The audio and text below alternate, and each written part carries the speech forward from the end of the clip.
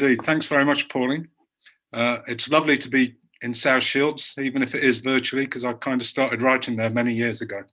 But I'll talk about the books tonight rather than the plays. The Man on the Street is my first crime novel. It's about a homeless veteran called Jimmy Mullen, who suffers from PTSD, living on the streets of Newcastle, and he sees a murder, but no one will believe him. A few weeks later, he sees an appeal from a young girl who's looking for her missing father, and he thinks that he recognizes the photo as the guy he saw being attacked, and gets involved in solving the mystery. My second book is One Way Street, which is out on ebook and audio at the moment, and it picks up Jimmy's story about 6 months later, but I won't tell you too much about that for fear of plot spoiling the first one if you haven't read it. So, can you tell us a little bit about the most challenging aspect of writing your books? All of it's pretty challenging, Pauline. I think start with 90,000 words for a start. That's an awful lot of words to come up with from nowhere. But probably for me, the most difficult thing is balancing the entertainment with the realism of the books, because it's set firmly in the homeless community, and I've tried to make it as real as possible, as genuine as possible. But at the same time, I understand I'm writing a crime fiction story. I'm supposed to entertain people, so keeping that balance of the kind of gritty, dark realism and the entertainment and keeping the story moving is probably the most difficult thing, I think. I hope I kind of got somewhere near that. So where did the idea initially come from? Most of my best ideas come from my wife. I think she's probably in the room, so she's probably screaming at the screen now, going, "It was me, it was me." I was doing an MA at UEA, and the whole point was to write a crime novel. And I went for the first residential weekend and came away thinking, God, I should have gone with an idea, really, because some of my fellow students already had one. And so I was brainstorming with Pam, and she just mentioned the idea of a homeless man seeing a murder, and I thought it was a fantastic idea. So I started to do some research, and one of the first things I came across was the suggestion that about 10% of the homeless are ex-servicemen. And I was in the Navy for 16 years, so that was kind of really surprising and interesting to me, because I was curious about how someone who used to be organized and competent and efficient could end up living on the streets. So it kind of started from there, really. I wanted to find out how that character got where he did. So The Man on the Street has kind of two storylines. So it has the crime storyline, if you like, where we meet Jimmy late in life, where he is living on the streets and he gets involved in this murder mystery. But there are short snippets of his backstory filtered throughout the book. So we discover how he went from being a kind of a young 21-year-old lad serving in the Royal Navy to living on the street as well. So there's kind of two timelines in the book, really. So how did you do the research for your book? Because I would think that would be really difficult, the homeless aspect.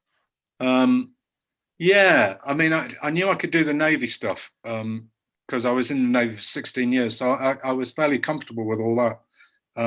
But the homeless stuff took a lot of work. Primarily, I started volunteering at the People's Kitchen in Newcastle, which, for those who don't know, is a charity which basically feeds the homeless 7 days a week, every day of the year.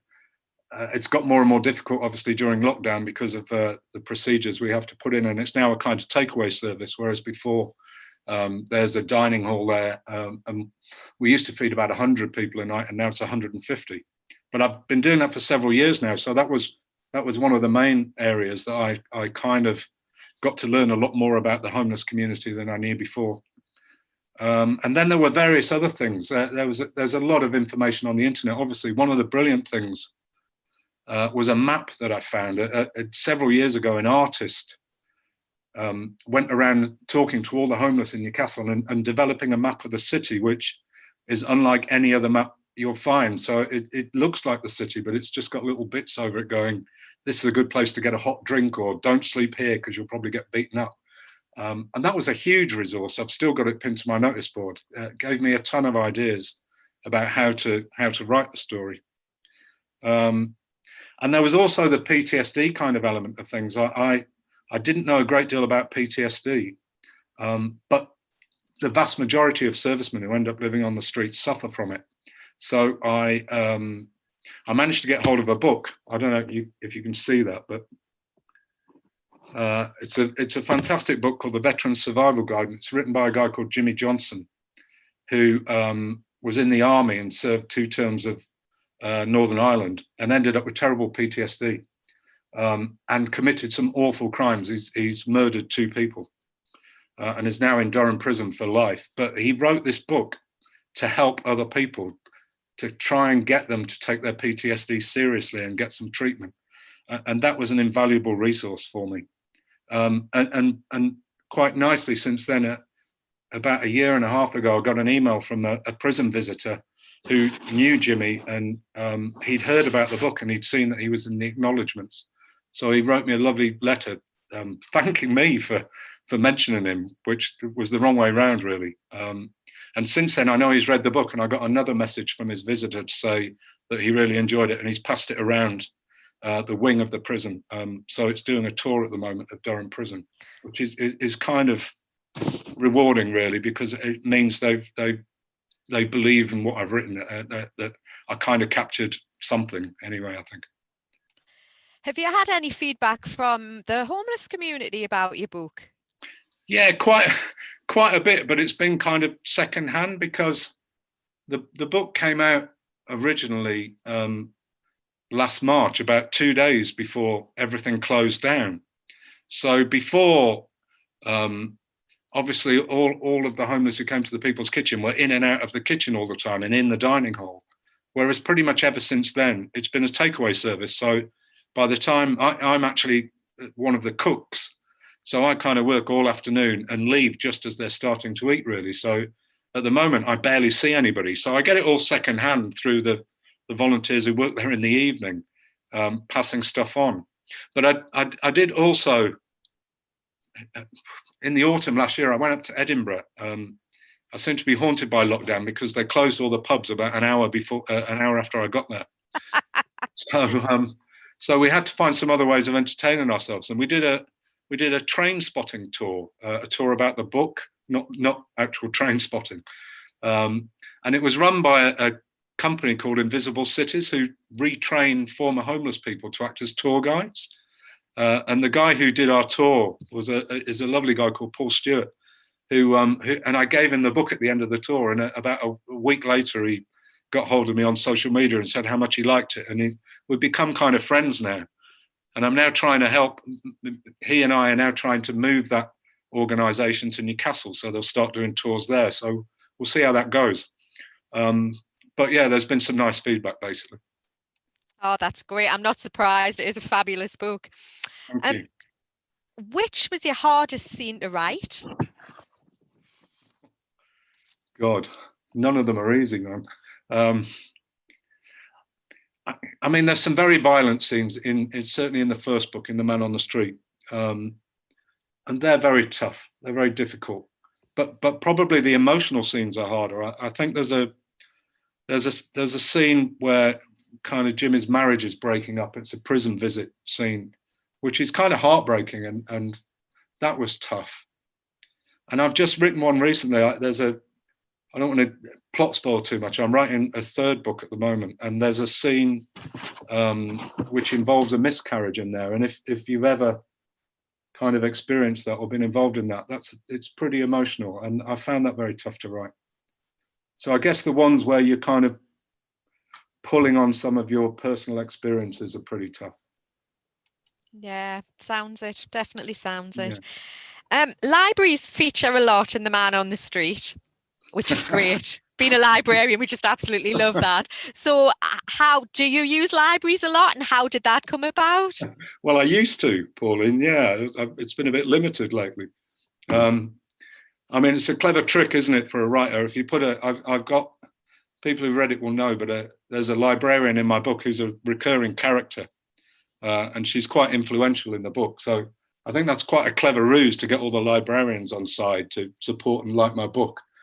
But yeah, of course, they're hugely important. And most writers are huge fans of libraries because it gives everybody access to what you've written.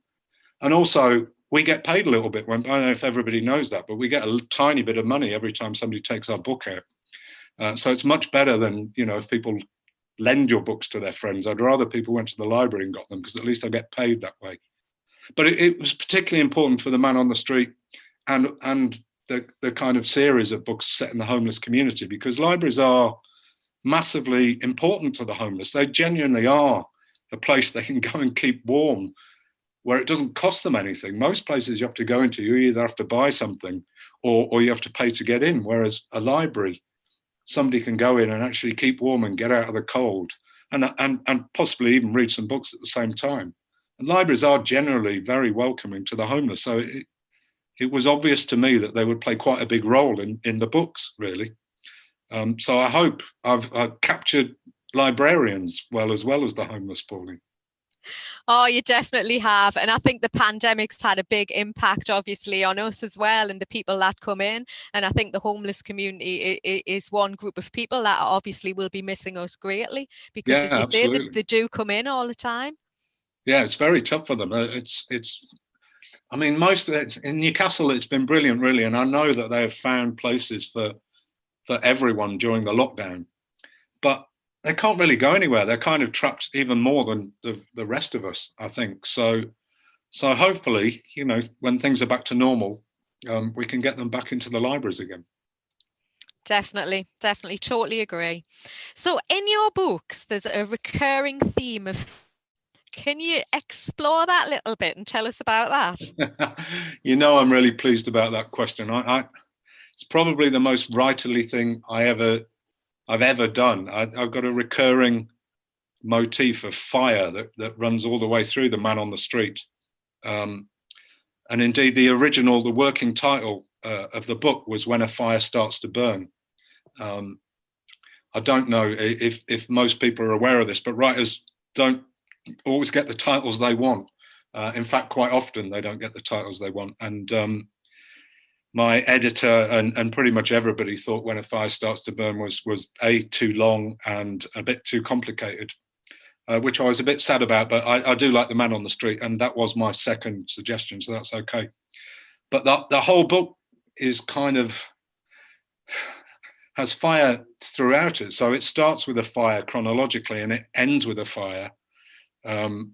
Lighters, cigarettes, fire extinguishers all play hugely significant parts in Jimmy's story.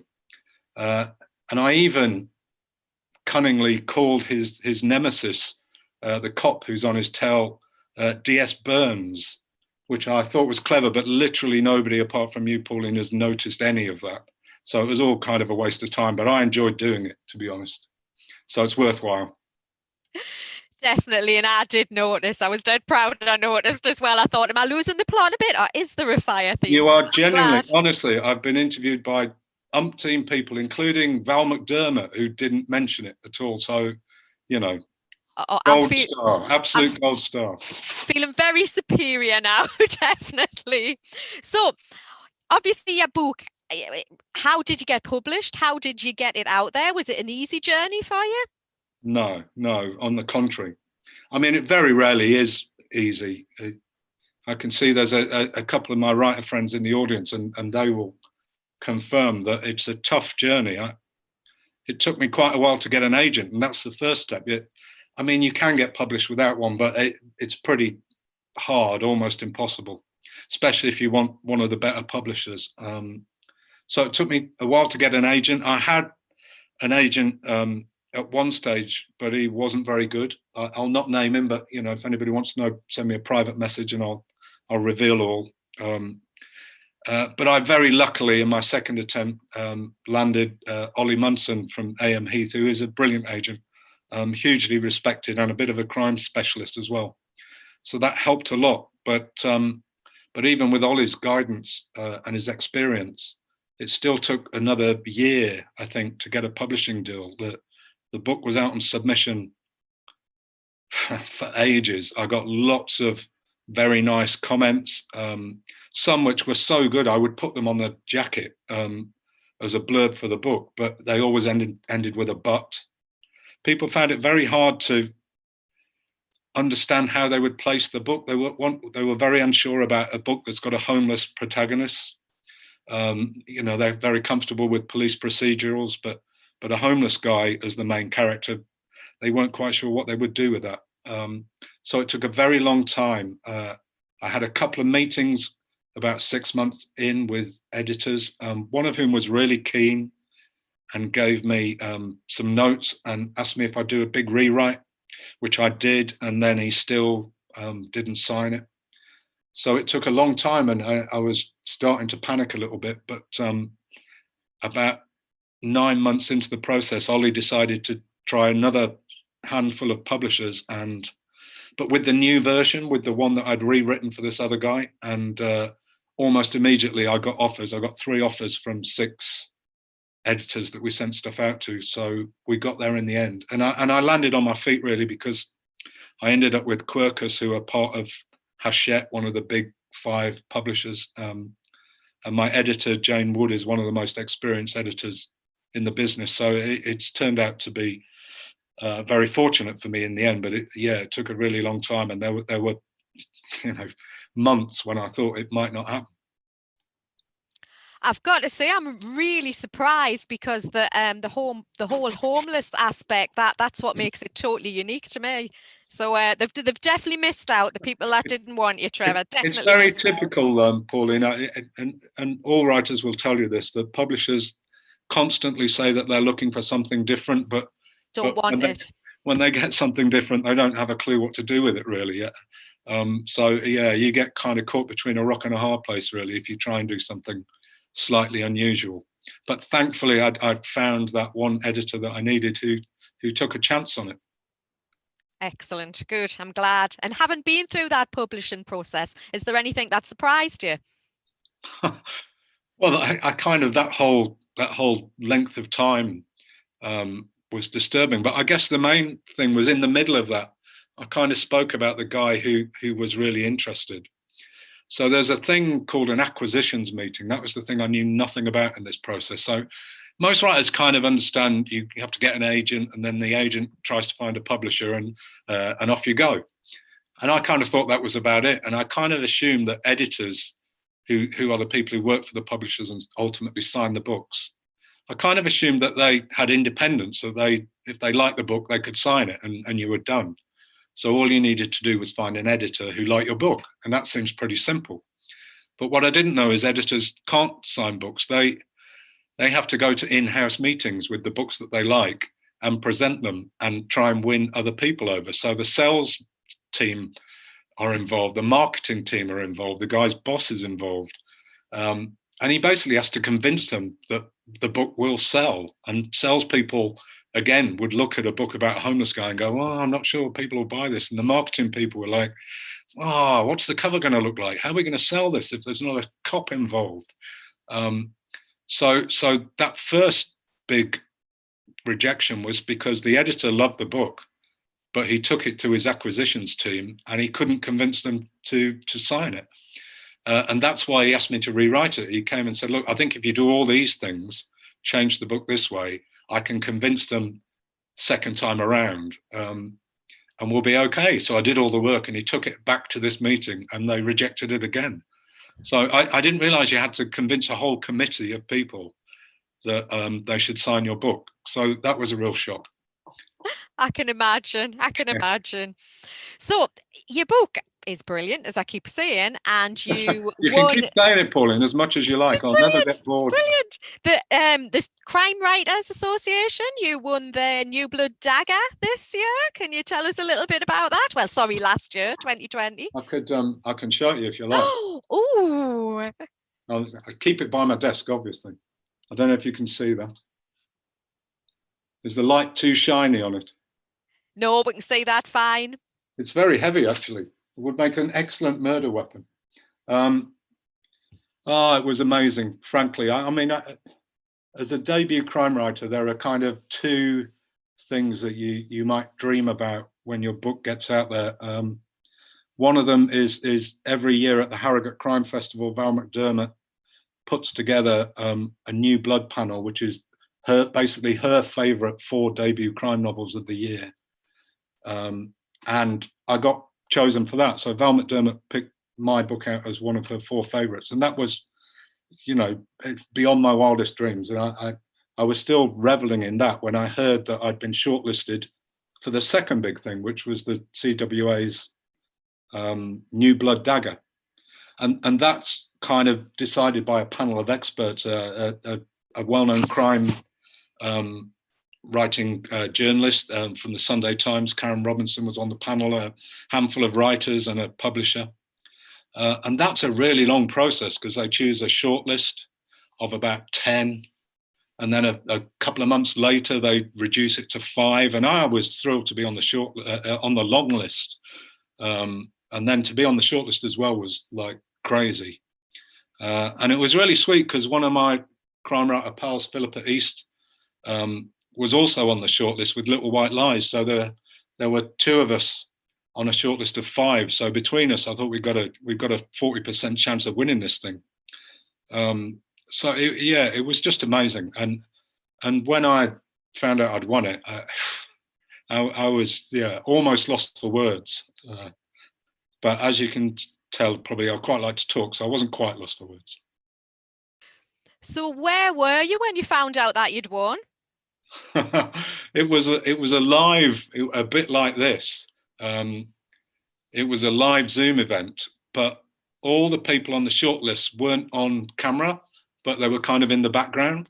So all you got on camera was the guy. It was a bit like the Oscars, he would kind of announce the shortlist and then open the envelope and read out the winner, and then they immediately switched your camera on. So I didn't know I'd won at all, had no idea, and then they just read my name out and switched the camera on it. You're like a deer in the headlights, obviously. And I had to make a short speech, but it was lovely because a lot of my pals had signed up for the event, so they were in the audience, and I was following their chat on Facebook and stuff, and they were probably just as excited as me. It was a really lovely evening, actually. And even afterwards, once it had finished, a couple of my writer pals who were on the UEA course with me messaged me and said, "Oh, we've got to have a party." So we had a little Zoom party with my 2 writer friends, my wife and my daughter, who is in Canada. And I think is here tonight, actually. I saw her earlier anyway. I can see her name now. And she Zoomed in from Canada as well. So we had a little mini party afterwards. So, very different to what it would have been in the real world, where there's normally a big black tie event in London. But actually, I wouldn't have been surrounded by my friends then. So if anything, it was probably better, I think. Oh, it sounds great. Great. We have a question from Nicola, who said, "Who would you kill off with your dagger?" What, in the whole world? Yeah, well, in the whole world, who would you kill off? It's got to be Donald Trump. Sorry. Sorry, Donald, but, your time is up. And I'd gladly take the punishment. Just give me a chance. Did you say this was going on YouTube? Can I get sued for this or something? Yeah, it's definitely going on YouTube. Mind you, he can hardly accuse me of inciting people to murder in his position, I think. We've got a couple of questions coming in, so I'll do those and then I'll supplement them with some of the other ones that I've got. This is one's from Becca. Oh, do you have any writing plans outside of the Jimmy series? Thank you, Becca. I do, yeah. I'm currently working on the 3rd book in the Jimmy series. And when I wrote it, I was absolutely convinced I was writing a standalone novel. I was writing a book about a homeless man who sees a murder. I couldn't see that was a series, but all the people who were interested in publishing it were adamant that it was a series, that they liked the characters and they wanted to see them again. But I was very conscious that I'm trying to write some kind of reality, and I didn't want my homeless veteran tripping over dead bodies like he was living in Midsummer Murders, because it kind of undermined what I was trying to do, really. So I ultimately agreed with them that I would write 3 books, which I could see a way to work, because I've got, aside from Jimmy, I've got 2 other homeless characters in the first book who are like his sidekicks. And I could see that I could tell their stories in the second and third book. Jimmy is still the main character and the protagonist, but in the second book, we get a character called Dino's backstory. And then in the third book, we get his other friend Gadget's backstory. So I could see that I could do that, but I was pretty insistent I would only write 3.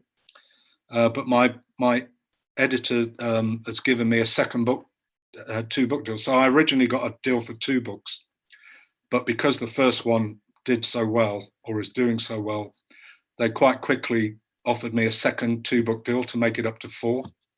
But I only signed it on the proviso that the 3rd book would be the 3rd in the Jimmy series, and the 4th book will be something completely new. So I've just about finished writing the 3rd book. I'm going to send it to my editor at the end of this week, I hope. And I then got to start thinking about what the 4th book will be. It's going to be a standalone. Aside from that, I have no idea at all. So if anybody's got any bright ideas about a new crime novel, please shout now, put them in the chat, send them to me. I need inspiration. Another question from our audience. As the book was launched in a series of lockdowns, how much did you miss events and meeting other authors at festivals? And that one's from Francis. God, it was horrible. My book launch was supposed to be on the 17th of March, and until the morning of the 17th of March, it was still happening. And then it was going to be in Waterstones in Newcastle, and the national organisation of Waterstones decided that morning that every event across the country would be cancelled. So mine was one of the first victims of it, really. And I had a whole series of festival appearances lined up for the next 3 or 4 months, probably about 25 to 30 events, and literally not a single one of them happened. So I've never yet done a live event in a bookshop or a library with my book actually out. I did a couple before it was out, but none since then. And yeah, it's been tough. I mean, doing Val McDermott's Harrogate panel was brilliant, but it was virtual. If it had been in the real world, it would have been in the huge hall at Harrogate with I don't know how many 100 people live, which would have been tremendous. However, on the plus side, I linked up with quite a few debut authors before this all happened, really. We started with a Facebook group, just a private Facebook group, really, to encourage each other and kind of swap sob stories and ask each other questions about the processes and just to support each other, really. And that's become a fantastic thing. None of us have been able to do live events, so we've been organising all kinds of Zoom events. We've done all kinds of panels. Every Friday we have a Zoom meeting just to chat, just for fun amongst ourselves, and just to, again, swap stories. We all promote each other's work like crazy. So I've now got about, Jesus, I don't know, 30 or 40 friends who I've never met in the real world. And I can't wait until we actually get together, which hopefully, might happen later this year. But yeah, that's going to be a hell of a party. So it's been tough, but there've been some massive bonuses as well, I think. And a lot of these writers as well are not crime writers. I would have met loads of crime writers, but not many others. Whereas most of my debut friends are from all over the genres, historical fiction, romantic comedies, literary fiction, all kinds of stuff. And I definitely wouldn't have met those people. So that's been a huge bonus. I know you're also involved with the Northern Crime Syndicate. How did that come about? Yeah, so I mean, it's a similar process in some ways. I mean, on the plus side, I had met all of those guys before. So I think it was at Harrogate last year. Sorry, not last year, obviously the year before. We started to talk about it. Crime writers meet each other a lot on the circuit, and I'd met 2 or 3 of the Northern guys before. And I think Judith O'Reilly originally came up with the idea. And it was kind of to organise events for ourselves. So instead of just trying to do it on your own, if we could present libraries and bookshops with 4 or 5 or 6 writers and that we all came as a package, it seemed like there might be a lot more appeal. So we started to talk about it the summer before last, and the talks kind of turned into something concrete. So we formed the Northern Crime Syndicate originally with 6 of us, and worked really hard and set up loads of panels at libraries and bookshops. And again, we lost them all. The first one, I think, was due again in March last year. I think one of them was at the Word, Pauline, actually, I think. So they were all over the Northeast, and we didn't get to do any of them. But again, we've been doing lots of Zoom panels, which I think some of you have seen. I see Jill Wilkinson is in the audience. She's been a regular attender of our panels, I know. And they're great fun, and we've really enjoyed them. And again, I kind of got to know these guys more from Zoom than I did in real life. I'd only met them once or twice really before, and now we chat quite a lot. And if you haven't seen one of our Whose Crime Is It Anyway events, I would recommend them. We make up a story in an hour between 7 writers, starting from scratch, with audience suggestions and a lot of interactive stuff. And they're great fun, so look out for those. That sounds brilliant, and we'll definitely have to do one of those live at the Word when we can get back and doing live events. We can't wait to do them live, because it will be even more fun with an audience actually in the room shouting out ideas for us. That'll be great fun.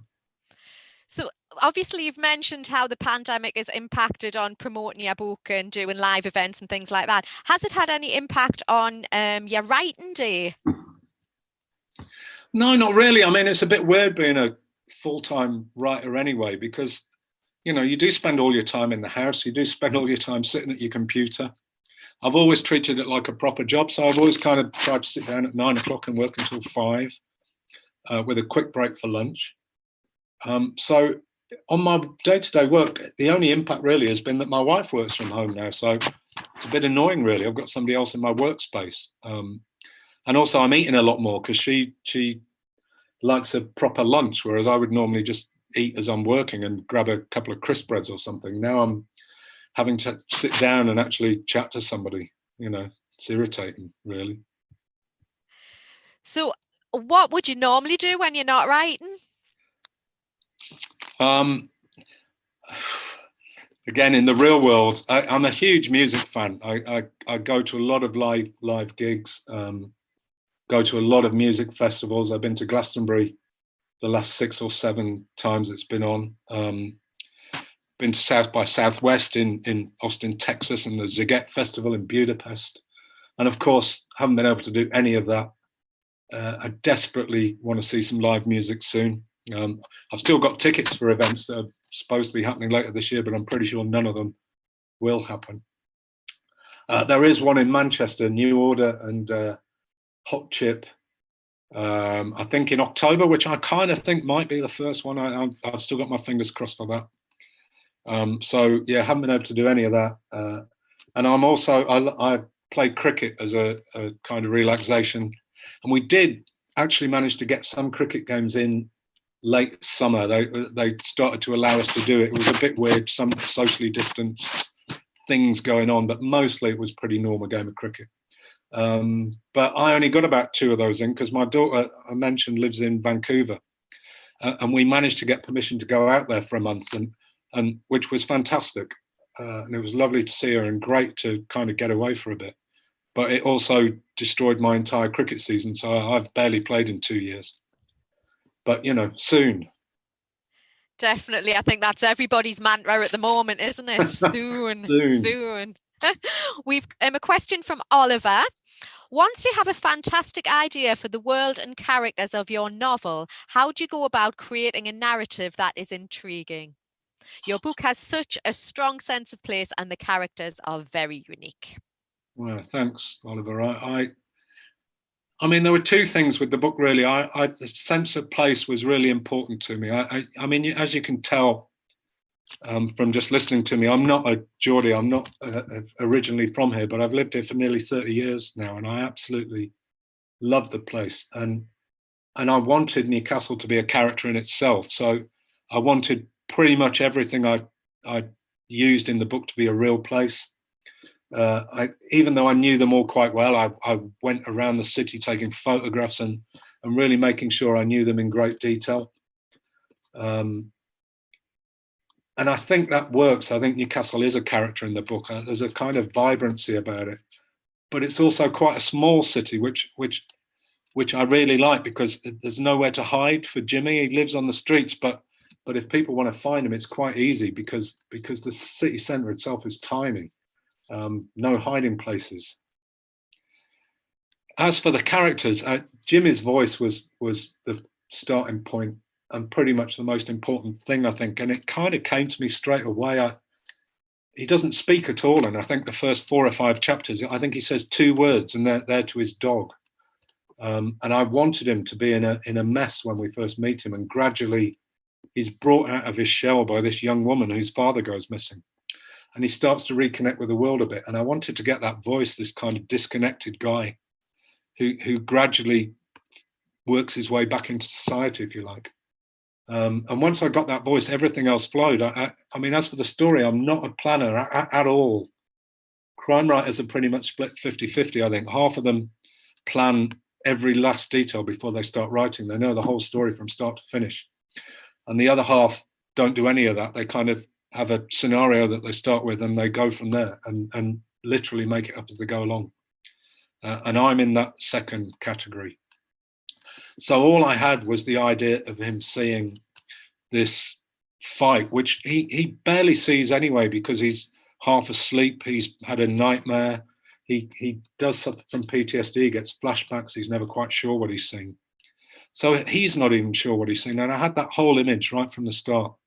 And it just went from there, really. And I really do write a chapter and then go, what happens next? And go from there, which is slightly nerve-wracking. But I've done it twice now, and I've just about finished the third one. So it seems to work for me, I think. I know I have other friends who would have a nightmare just even thinking about doing it without a plan. Do you ever sort of head off in one direction, then wake up the next morning and think, no, that's not the way it's going. That's not what the characters are telling me? All the bloody time, Pauline. It's the downside of not planning, is that you can sometimes put yourself in a corner that you really can't get out of, and you have to backtrack. And you quite often, the characters have a life of their own and they take you somewhere that you didn't imagine going.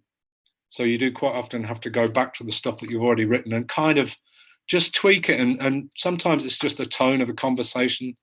Sometimes it's a character that you didn't realize was going to turn bad later, who you've painted, fairly complimentary, in a fairly complimentary way earlier on, and you have to tweak that a bit. So there's a lot of editing if you don't plan. There's a lot of working backwards again. But I quite like that. I quite like kind of retrofitting the story, if you like. Keeps me on my toes, I think. It definitely sounds as though it does. It's not a question, but we've got a lovely comment from Paul. For me, it was amazing to see a homeless person centre stage, and it gave readers a wee insight into some of the issues and problems that homeless people go through on a daily basis.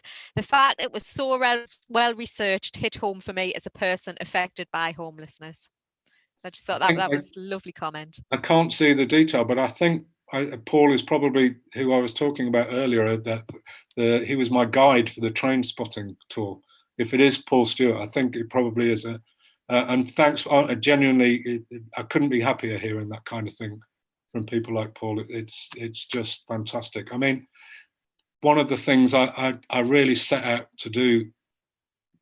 I mean, as everybody knows, the homeless are demonized by quite a lot of society. A lot of people kind of ignore them or think they've brought it on themselves.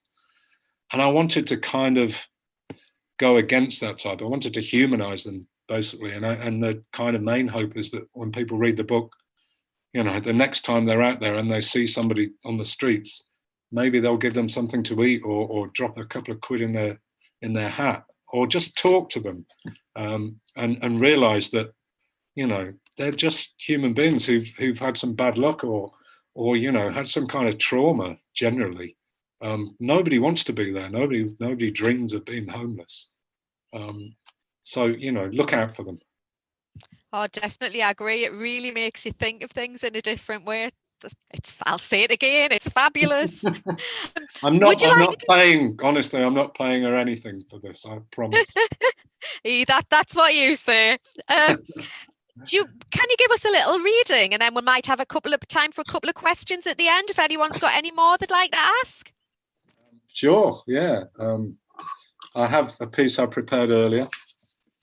This is from it's an early part of The Man on the Street, and basically it's the kind of inciting incident where Jimmy thinks he's seen a murder. It's chapter 4, I think. The Quayside, Newcastle, June the 5th, 2012. Jimmy woke up with tears running down his cheeks. He didn't know why. Dog was sitting up, staring at him, confused. Jimmy had probably been crying out in his sleep. Bev used to banish him to the spare room when it got too much. He could see the names of various cities embossed on the side of the open roof: Hull, Antwerp, Malmo, Copenhagen. Places the ships used to go when there were ships, right there on the river where his dad worked before he got laid off. Now there were only bars and expensive works of art like this place, the Swirl Pavilion. A future folly with its sandstone walls, a golden globe hovering above its open top like a satellite. Someone was talking, arguing even. He sat up and looked through a gap between two stone pillars. Two men stood about 30 yards away by a 2-bar rail that ran along the river, their long shadows framed in the towering arc of the Millennium Bridge. The man facing away from Jimmy was tall, over 6 foot, wearing a donkey jacket, a black and white striped bobble hat on his head. He reminded Jimmy of a bricklayer friend he used to have, his shoulders somehow too big for the rest of him. The other man was shorter, about Jimmy's height, slighter too, wearing a denim jacket and pale chinos, a black bag like a school satchel slung over his shoulder. A social worker type, Jimmy thought, and he'd met enough of them to know. There was no one else around. The nearby bars and restaurants had long since kicked out their punters. It was about 4 a.m, Jimmy guessed. The men were closer together now, talking, the smaller one shrugging occasionally, unsteady on his feet. Jimmy wondered if it was a gay hookup, but if it was, they were in the wrong place. Dogleap Stairs was the place for that. Anyway, none of his business. He lay down again, drifted off.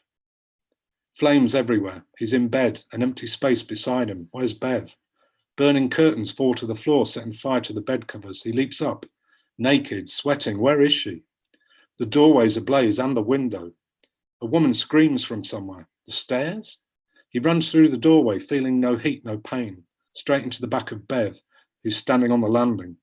He spins her around. Her hair is on fire, her lips and nose melting. Get help, she whispers, locking him in a fiery embrace. Jimmy woke again, bathed in sweat this time, his heart pounding, ready to burst out of his chest like an alien, his hands beating at the non-existent flames, his eyes searching for Bev but seeing only stone pillars and open sky. Dog stirred at his feet, disturbed by the raised voices outside, angrier now than before. Fragments drifted over. I saw you, fucking incensed. None of your business. Your system, it's wrong. Jimmy took a deep breath and let it go, then another and another until he felt his heartbeat start to slow. A cellmate had once told him that thinking of a happy place would help. Like where? He'd asked. Suddenly there was another shout, indistinct this time, then a cry of pain and a muffled thud, something heavy hitting the ground. Jimmy froze, not wanting to get involved. Whatever was happening was someone else's problem. Under his breath, he started to repeat his self-taught mantra. Not my fight, not my fight, not my fight. The silence bothered him more than the shouting, though, and he wished the voices would start up again. Then he heard another noise, a dragging sound, that same heavy thing being pulled along the ground. Not towards him, away from him, towards the river. Now he wished it was silent again. Not my fight, he whispered. To his relief, the dragging sound stopped. The loud splash that followed was worse, though. Jimmy took one more deep breath, sat up slowly, and looked across to where he'd last seen the men. The bricklayer was on his own now, his back to Jimmy, standing at the rail and peering at the river. The other man had vanished, his satchel lying on the ground. A moment later, the tall man turned, picked up the bag and left. As soon as he was out of sight, Jimmy went to the rail, dog at his heels, and looked over. There was nothing to see, just the black waters of the River Tyne, as still as a grave. Thank you. Ooh, that's fabulous. We've got time for 2 more questions. Francis said, will you be sad to say goodbye to Jimmy when 3 is finished? Yeah, it's going to be tricky. I mean, it's going to be a while yet, because I've just finished my first draft, if you like, that I'm happy with, of the 3rd and final book. But I'll send it off to my editor now, and probably in a few weeks' time, I'll get some notes back from her and have to start working on it again, because they're never happy with your first draft. So I'll still be with him for another few months yet, but it's going to be pretty weird writing a book in somebody else's voice. So who knows? Maybe he'll come back in the future. Maybe after I've got the 4th one out of my system, I'll decide that he needs to make a return. I can't see it at the moment, but it will be strange not to have him in my head constantly. And Rosie would like to know, what do you like to read? I do mostly read crime fiction. Probably 80% of the books I read are crime fiction, but for fairly obvious reasons, I guess. During lockdown, I've read a lot more kind of upbeat stuff, if you like, a lot more feel-good stuff. So I really enjoyed things like The Flat Share by Beth O'Leary, which I have to plug because she's got the same publisher as me, so she's a Quercus writer as well. Daisy Jones and the Six by Taylor Jenkins Reid is a brilliant book to read during lockdown, because it's enormous fun, and it's about music. It's kind of, a thinly veiled fictional version of Fleetwood Mac, really. I really should mention Fran Quinn's book, The Smallest Man, which I read in the autumn. I don't read historical fiction at all, but that's fantastic. And it's one of the joys of kind of getting published is you start to get advanced proofs of other people's books. And I got Fran's book in the autumn, and it's only been out, I think it's only came out in February. So get out there and buy it, because that is a lovely, beautiful, heartwarming story. The Smallest Man. Go buy it. Oh, I haven't read that one. I'll stick that on my list. I've read the Beth O'Leary Flat Share, and that was really good. Yeah, I agree with you on that one. It's a lovely book. A question from Becca. I did say we'd have 2, but we'll slip this one in as well. What would your dream book cover quote be for your 3rd book? Oh, wow. God, that's a great question. You might have tipped me off, Becca. I could have had a prepared answer that made me look witty and clever. God.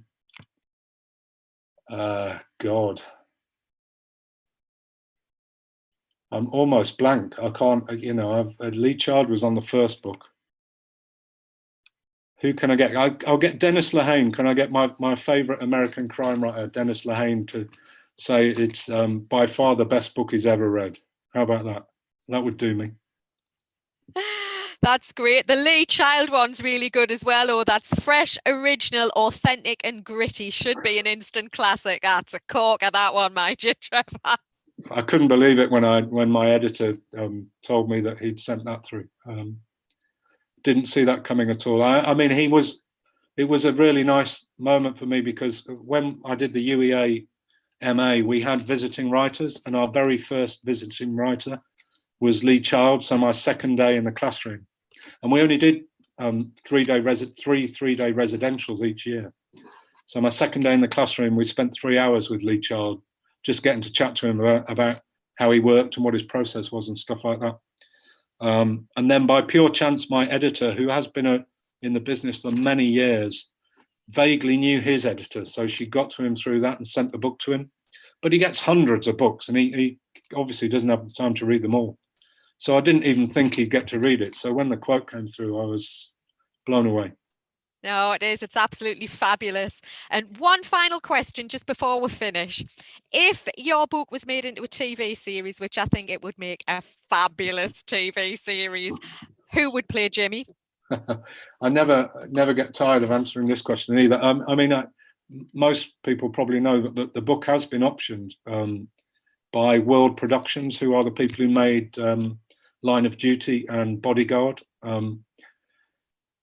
But a lot of books get optioned and never see the light of day on screen, so it's still a long way off. But there is a small possibility. I would dearly love to name a Northeast actor, but visually it's really hard for me to think of one who fits the bill. So I nearly always say Stephen Graham, who is a fantastic actor, but he's a Scouser, so I'm hoping he can do the voice. But he's a great character actor who's getting more and more famous now, I think. But he was in the last series of Line of Duty. He played the kind of undercover cop in that. But he'd be fantastic. Oh, I think that would be brilliant, and fingers crossed, because I think it'll just make a tremendous television series. From your lips to the producer's ears. Definitely, definitely. Well, thank you so much for that, Trevor.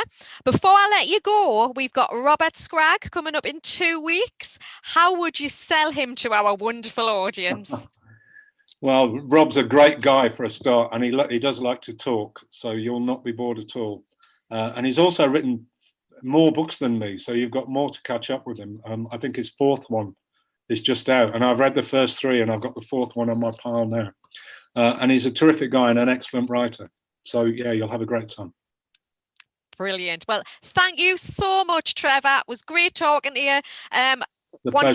Once the second book's been published, hopefully we'll be back to normal, and I'd love to have you at the Word for a live event. It would be absolutely fabulous. We could even do a whole Northern Crime Syndicate weekend. Be great. Anytime. I'll start the planning. So thank you very much. Thank you to everybody for coming. We really hope you enjoyed that, but I'm sure you did, because it's been a fabulous evening. Take care, everybody. Don't forget to get your tickets for the next event on the 25th with Rob Scragg, and hopefully we'll see you then. So, bye. Cheers, guys. Bye-bye.